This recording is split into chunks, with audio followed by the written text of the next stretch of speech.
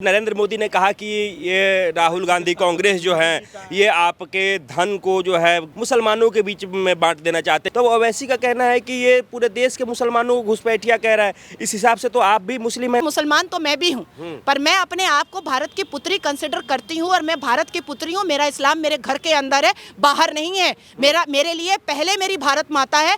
And the second thing is, याद रखिएगा कि अगर नाजिया घुसपैठिया होती तो सबसे पहले यहाँ से निकल जाती, क्योंकि आपके प्लेट से रोटी खींचना और छीनना ये मेरा अगर इस्लाम सिखाता है तो मुझे लगता है कि ऐसा इस्लाम नहीं मानना चाहिए। मेरा इस्लाम मुझे ये नहीं सिखाता है।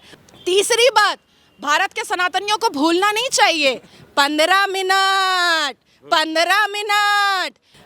मिनट अवैसी साहब ने मांगा था, 5 मिनट आप मांगिए। जो अवैसी साहब करना चाहते हैं ना, मैं बड़ी जिम्मेदारी से कह रही हूँ कि भारत के 82.7% सनातनी 5 मिनट में करके दिखा देंगे। राहुल बाबा गांधी परिवार के आखिरी चश्मो चिराग और शहजादे रजाकार के फौज असदुद्दीन अवैसी के साथ जुड़ करके भारत में क्या करना चाहते हैं, ये बात सबको समझ में आ चुकी है। कैसे देखते हैं नरेंद्र मोदी के भाषण में 4M का जिक्र? देखिए, मुझे ऐसा लगता है कि भारत के प्रधानमंत्री श्री नरेंद्र दामोदर दास मोदी जी ने अपनी शब्दावली का बहुत लिहाज रख करके कहा है।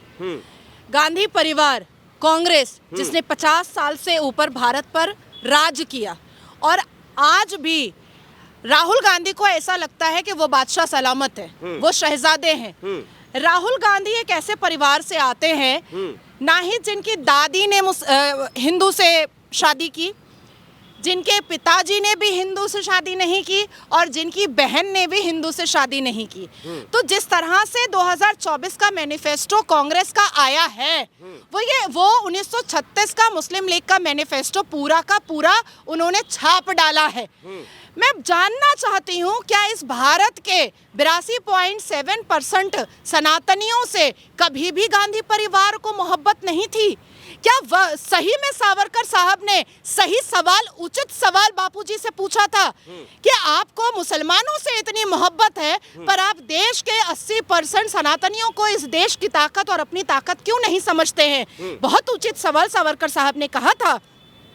मुझे ये भी कहना है कि इस तरह से राहुल गांधी जो आपके और सनातनियों के कमाए हुए और जमाए हुए पैसे पर जो पॉकेट में हाथ डालने की कोशिश कर रहे हैं, सनातनी महिलाओं के मंगलसूत्र पर निगाह रखे हुए हैं, ये चलेगा नहीं। इस बार ये चलेगा नहीं। कांग्रेस की सरकार के नाक के नीचे 1989 से 1991 तक में कश्मीरी पंडितों का नरसंहार हुआ। लश्कर तैयबा और अब्दुल्ला परिवार के नाक के नीचे कश्मीरी पंडित की बेटियों को निर्वस्त्र किया गया। और आज भी देखिए, ममता बनर्जी की सरकार में हिंदू माँ बहनों का संदेश खाली में निर्वस्त्र किया गया, उनका भी जेनोसाइड हुआ। कहाँ है ये लोग? गांधी परिवार कहाँ है? आज सनातनी चुभते हैं, आज सनातनी बुरे लगते हैं। ये तो वही वाली बात हो गई कि जिस तरह से हमीद अंसारी साहब इस देश के उपराष्ट्रपति 10 साल रहे और कैमरा के सामने आकर कह दिया कि मुसलमान यहाँ पर सुरक्षित नहीं है। ये तो वही बात हो गई कि आमिर खान यहीं से एक्टर बने, सुपरस्टार बने, यहीं से कमाया, यहीं से सब कुछ बनाया, और फिर कैमरा के सामने अपनी सनातनी बीवी को लेकर के बैठ करके कह दिया कि भारत में मुसलमान सुरक्षित नहीं है। शर्म नहीं आती इन लोगों को? नाजिया जी, जब नरेंद्र मोदी ने कहा कि ये कांग्रेस के जो साहबजादे हैं राहुल गांधी, वो चाहते हैं कि गरीब माताओं के, बहनों के, ST OBC जो महिलाएं हैं उनके मंगलसूत्र जो है ये मुसलमानों में बांट देना चाहते हैं, और उसके बाद उनकी बहन जो है राहुल गांधी की बहन प्रियंका गांधी ने कहा कि हमारे माताजी का मंगलसूत्र इस देश के लिए कुर्बान हुआ है। उसके बाद भी और ज़्यादा राजनीति जो है सो कहा जा रहा है कि अब नरेंद्र मोदी ने जो बयान दिया इस पर माफ़ी मांगा जाना चाहिए। देखिए, भारत की सियासत में प्रियंका वाड्रा को तो कभी भी इंटरफेयर करना ही नहीं चाहिए। एक तो हमारे और आपके टैक्स के पैसे पर वो घर जमाई पाल रही हैं, VVIP सिक्योरिटी दे करके रखी हुई हैं, वो अपने हस्बैंड को हमारे और आपके और जनता के टैक्स के पैसे पर रॉबर्ट वाड्रा को यहाँ पर हमारे कलेजे पर दाल मंगवा रही हैं, और उसके बाद उनका स्लोगन आता है, लड़की हूँ, लड़ सकती हूँ, कुछ भी कर सकती हूँ। भैया जब फैयाज ने नेहा के ऊपर छुरी मारा तो कहाँ थी प्रियंका वाड्रा? जब संदेश खाली में माँ बहनों के ऊपर इतना बड़ा अत्याचार हुआ, कहाँ थी प्रियंका वाड्रा? मणिपुर नाजिया इलाही खान गई थी, प्रियंका वाड्रा क्यों नहीं गई थी? 1989 से 1991 में कश्मीरी पंडितों के साथ जो हो रहा था, उनकी बेटियों के साथ, काहे नहीं सोनिया गांधी गई थी? देखिए, हमारे देश का दुर्भाग्य है कि नेहरू के ज़माने से मनमोहन सिंह के ज़माने तक ऐसे ऐसे आर्टिकल को अमेंडमेंट किया गया और पास कराया गया जिससे सनातन धर्म को और हिंदुओं को बहुत अत्याचारित किया गया है। ये वही गांधी परिवार है जिसने डिक्टेटरशिप पैदा किया था। इमरजेंसी कौन लेकर आया था? कौन लेकर आया था? साधु स्लॉटर किसने करवाया था? याद कीजिए, सारे पूरे देश के रेडियो से लेकर के, बुलेटिन से लेकर के, प्रिंट मीडिया से लेकर के इलेक्ट्रॉनिक मीडिया तक किसने बंद करवाया था? इंदिरा गांधी जी ने बंद करवाया था। फिर से याद कीजिए कि लालू प्रसाद यादव ने अपनी बेटी का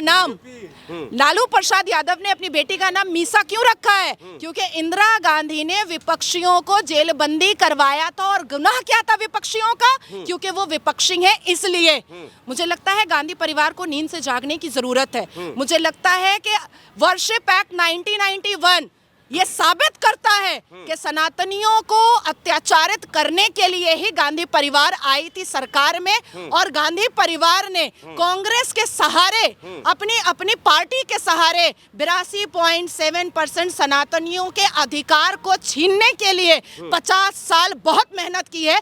पर अब वो मेहनत चलने वाली नहीं है। लोग जान चुके हैं कि राहुल बाबा गांधी परिवार के आखिरी चश्मो चिराग और शहजादे रजाकार के असदुद्दीन अवैसी के साथ जुड़ करके भारत में क्या करना चाहते हैं, ये बात सबको समझ में आ चुकी है। अच्छा नाजिया जी, देखिए, जब नरेंद्र मोदी ने कहा कि ये राहुल गांधी कांग्रेस जो है ये आपके धन को, जो है मेहनत से कमाए हुए धन को मुसलमानों के बीच में बांट देना चाहते हैं, जिनके ज़्यादा बच्चे हैं उनको बांट देना चाहते हैं, घुसपैठियों को बांट देना चाहते हैं, तो अवैसी का कहना है कि ये पूरे देश के मुसलमानों को घुसपैठिया कह रहा है। इस हिसाब से तो आप भी मुस्लिम हैं नाजिया जी, आप भी घुसपैठिया हो गए इस हिसाब से। तो क्या 2 बच्चे वाले टैक्स दे रहे हैं? नहीं। क्या 20 बच्चे वाले सब्सिडी नहीं ले रहे हैं? क्या अमानतुल्लाह ने दिल्ली में राइड कराने की कोशिश नहीं की? क्या अमानतुल्लाह आम आदमी पार्टी के विधायक ने क्या घुसपैठियों रोहिंग्याओं को घुसा करके उनको 10-10 हज़ार की गड्डियाँ नहीं दी थी? क्या अवैसी के 2 विधायक जेलबंदी नहीं है? क्या अवैसी के 2 विधायक के ऊपर ये एलिगेशन नहीं है FIR के चिट्ठे पर कि वो घुसपैठियों को आईडी कार्ड बना करके दे रहे थे? सारी चीजें तो सामने में है। क्या पश्चिम बंगाल में रोहिंग्या, बांग्लादेशी, पाकिस्तानी, अफगानी लोग नहीं हैं? सारे लोग हैं। अरे पश्चिम बंगाल की तृणमूल कांग्रेस सरकार में तो एक पाकिस्तानी मंत्री भी है। चिट्ठा खुलेगा ना तो हिजाब सबके चेहरे से उठेगा। और मजदूर पाड़ा, खाल पाड़ा और कस्बा एरिया, चलिए मेरे साथ बंगाल में, मिलाऊंगी मैं पाकिस्तानी घुसपैठियों से। चलिए जरा बशीरहाट, मिलाऊंगी मैं आपको बांग्लादेशी घुसपैठियों से और रोहिंग्या घुसपैठियों से।